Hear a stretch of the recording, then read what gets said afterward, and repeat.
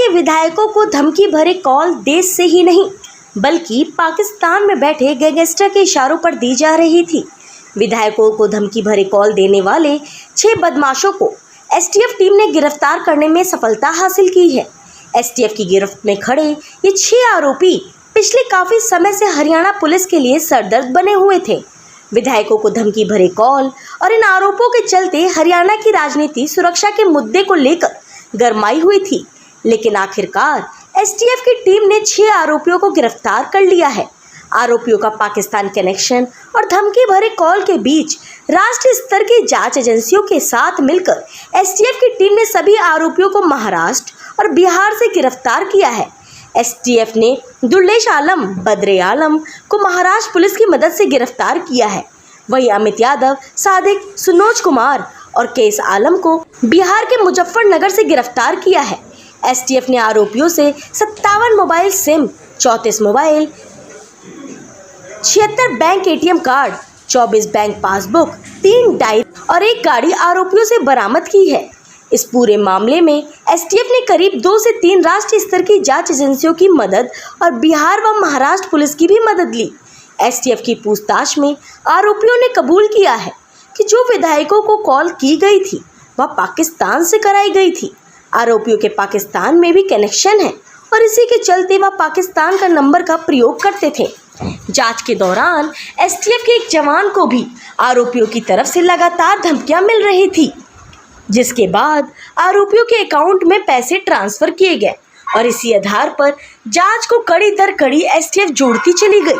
आरोपियों ने हरियाणा के 4 विधायकों को धमकी भरे कॉल किए थे, तो वहीं पंजाब के 2 विधायकों को भी आरोपियों ने कॉल कर रुपए की डिमांड की थी। एसटीएफ की पूछताछ में आरोपियों ने कबूल किया कि इस गैंग का सिर्फ एक ही उद्देश्य होता था, लोगों को धमकी भरे कॉल करके उनसे मोटी रकम वसूली जाए। आरोपी न केवल विधायक बल्कि अन्य लोगों को भी अपना निशाना बनाते थे। एसटीएफ अब यही पूछताछ कर रही है कि अभी तक कितने लोगों को ये आरोपी अपना शिकार बना चुके हैं। 25/6 को 2 हमारे माननीय विधायकों को श्री सुरेंद्र पवार, श्रीमती रेणुबाला, इनको धमकी मिली है और पैसा मांगा गया। और 27 और 28 तारीख के रात को मिस्टर सुभाष गंगोली जो एमएलए सफीदों हैं उनको ऐसे ही धमकी दी गई है और उनसे भी पैसा मांगा गया।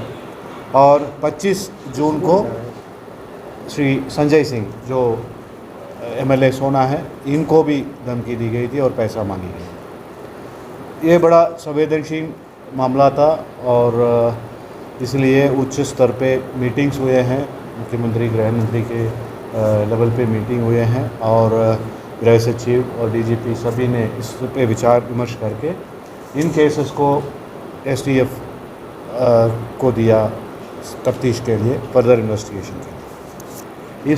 इन केसेस की तफ्तीश को श्री पीके अग्रवाल जो डीजीपी हरियाणा, इन्होंने पर्सनली मॉनिटर कर रहे थे, पर्सनली काफ़ी चीज़ों को कोऑर्डिनेट भी कर रहे थे कि केंद्रीय खुफिया एजेंसी से और कोई स्टेट पुलिस फोर्सेस है, उन सब से खुद पर्सनली वो कोऑर्डिनेट कर रहे थे और इन केसेस की इन्वेस्टिगेशंस को मॉनिटर भी कर रहे थे। शुरू से ही आप लोगों को पता था कि ये केस जो मोबाइल नंबर्स है जो जहाँ से फ़ोन आए हैं वो किसी मिडिल ईस्ट कंट्री के नंबर्स थे और कॉल्स जो जनरेट हुए थे वो पाकिस्तान से जनरेट हुए थे। सो जो तफ्तीश जो है उसका ज़रूर ये पता था कि इंटरनेशनल रामिफिकेशंस होंगे, इनके फुट प्रिंट्स है वो ज़रूर विदेश में, पाकिस्तान में मिल सकता है, ये सबको पता था। इसलिए एसटीएफ को दिया गया और बहुत सीरियसली लिया गया।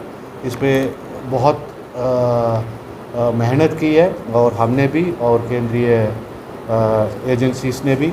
और इस पे ये चलते हुए तफ्तीश पे चलते हुए कुछ लीड्स हमें जो हमारे जो फ्रेंडली कंट्री है, मिडिल ईस्ट कंट्री में वन ऑफ द कंट्रीज है, उन एक देश से हमें सहयोग भी मिला है। इसके बारे में कुछ आगे का क्लूज भी मिले हैं जिस पे हम काम करते रहें।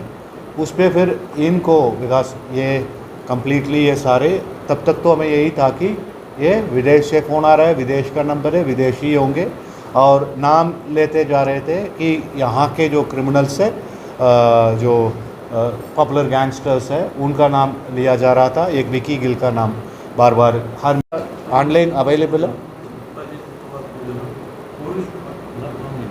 ठीक है। जो इनका आपको पता है कि सारे विधायकों के नाम से लेके, नंबर से लेके एसेट डिटेल्स तक, बिकॉज इनको आजकल ऑनलाइन डिक्लेयर करना होता है, सब कुछ ऑनलाइन अवेलेबल है। काफ़ी कुछ है, बिकॉज वो डायरी हम एनालाइज करेंगे, पढ़ेंगे तो काफ़ी, ये ऐसे नहीं कि ये तो संवेदनशील ऐसे हो गया कि बिकॉज ये जनप्रतिनिधि के को धमकी मिला तो बहुत ज़्यादा संवेदनशील हो गया। हो सकता है इसमें जो मिडिल लेवल, बीच के लेवल के जो डॉक्टर्स हैं, बिजनेसमैन हैं, इनको भी अभी धमकी देते रहे होंगे, पैसा लिए होंगे ज़रूर। बिकॉज हमने जब बैंक ट्रांजैक्शन चेक किए, काफ़ी ऐसे 5-10 हज़ार 20 हज़ार ऐसे डिपॉजिट पूरे देश प्रदेश से ये डिपॉजिट होते रहे। सो इसका कई लोग विक्टिम्स है, ये डायरी से पता चला। मैं आज तक ये हमको कंफर्म नहीं हुआ, ज़रूर एक व्यक्ति मिडिल ईस्ट कंट्री में रह के आया हुआ। हाँ, ये बात मैं कहना चाहता हूँ, ये टोटली ये ना तो कोई टेरर का मॉड्यूल है, ना कोई क्रिमिनल गैंगस्टर का मॉड्यूल है। ये सिंपली ऑर्गेनाइज्ड फिनेंशियल फ्रॉड करने वाले फ्रॉडस्टर्स हैं। जैसे ये इनका शुरुआत में तो काम यही था कि ये जो कौन बनेगा करोड़पति का जो कॉल करके लोगों को ठगी करते थे, उसी के चलते हुए इन्होंने ईस्ट बेल्ट में इन क्रिमिनल्स के नाम चल रहे, तो इनके यूज़ करके एक्सटॉर्शन कॉल करो तो कुछ तो मिल ही जाएगा, और कुछ मिले भी हैं। पाकिस्तान में कैसे पैसा पहुंचा रहे हैं? हवाला हमें यहाँ का, और हमें ये तो कंफर्म, हमने एसटीएफ ने कंफर्म कर लिया और लोकल पुलिस ने ये कंफर्म कर लिया कि जिन गैंगस्टरों के नाम ले रहे थे, नीरज भवाना का भी नाम लिया गया था, ये कंफर्म कर लिया था कि ये उनकी तरफ से कोई कॉल नहीं हुई है, उन गैंगस्टरों की तरफ से कोई धमकी की कॉल नहीं आई है। लेकिन यहाँ पे हिंदुस्तान में इनका फुटप्रिंट क्या है, इसके लिए बड़ी मेहनत करी हमने। इस पे एक एसटीएफ की तरफ से एक स्ट्रेटेजिक प्लान बनाई हमने, एक जाल फैलाया गया था। सो उस जाल में आके ये फंसे हैं 5-6 दिन पहले, और जिसके चलते हुए हमारे ही एक एसटीएफ को मुलाजिम को इन्होंने धमकी देना शुरू किया। सो उसके बाद हमने और इनके फुटप्रिंट्स हमें मिलना शुरू हुआ है, और टेक्निकली हमने बहुत इसको सर्वेलेंस किया है, इनका पीछा किया है, कौन कौन इसके पीछे है, इनके कौन सा नंबर से, वहाँ के नंबरों से कांटेक्ट कर रहे हैं, कौन से इंटरनेट सर्विस प्रोवाइडर को ये कॉमनली यूज़ कर रहे हैं, और कौन से बैंक्स में ये पैसा ट्रांसफ़र हो रहे हैं, और यहाँ के पैसा कैसे वहाँ तक पहुँचता है, कैसे शेयर करते हैं। सो ऐसे हम करते करते करते मुंबई तक पहुँचे। उसमें भी अगर देखेंगे तो जो धमकियों की मैसेज में भी आपको कहीं मुंबईया भाषा था, कहीं पंजाबी भाषा था, कहीं हिंदी में धमकी दे रहे थे। सो तरह तरह की लैंग्वेजेस में वो धमकियाँ दे रहे थे। सो ये अल्टीमेटली हमारा फर्स्ट स्टेप जो है, महाराष्ट्र के मुंबई में हमें इनका फुटप्रिंट मिला है। इस पे अगेन केंद्रीय एजेंसी द्वारा वहाँ पे महाराष्ट्र पुलिस के साथ संपर्क किया हमने। महाराष्ट्र पुलिस ने बड़े कोऑपरेट किया हमको, और वहाँ से 2 व्यक्तियों को हमने अप्रीहेंड किया है शक के आधार पे।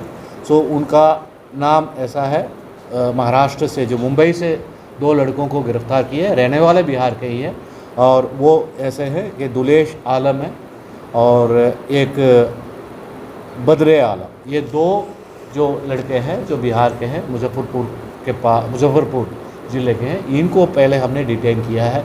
इनके पूछताछ में और इनके मोबाइलों पे, बैंक अकाउंट पे जो क्लूज मिले हैं, उसके आधार पे हम पहुँचे बिहार पे, और हमारे पहले से 5 टीम गठित की गई थी, जो है लोकेट कर रखा था हमने। सो इमीडिएटली हमारा टीम विदिन 2-3 आवर्स एक मुजफ्फरपुर पहुंच गए। अगेन बिहार पुलिस से संपर्क की गई थी, और बिहार एसटीएफ से संपर्क की गई थी। उन्होंने बड़े प्रोएक्टिवली हमारे कोऑपरेशन किया है, और उन्होंने इन मुलजिमों के पीछा किया है। उन्होंने फिर 4 लोगों को वहाँ से हमारे गुरुग्राम की हर खबर अपने मोबाइल पर पाने के लिए सब्सक्राइब कीजिए न्यूज़ 20 गुरुग्राम को। न्यूज़ चैनल की लेटेस्ट अपडेट पाने के लिए बेल आइकन को जरूर दबाएं।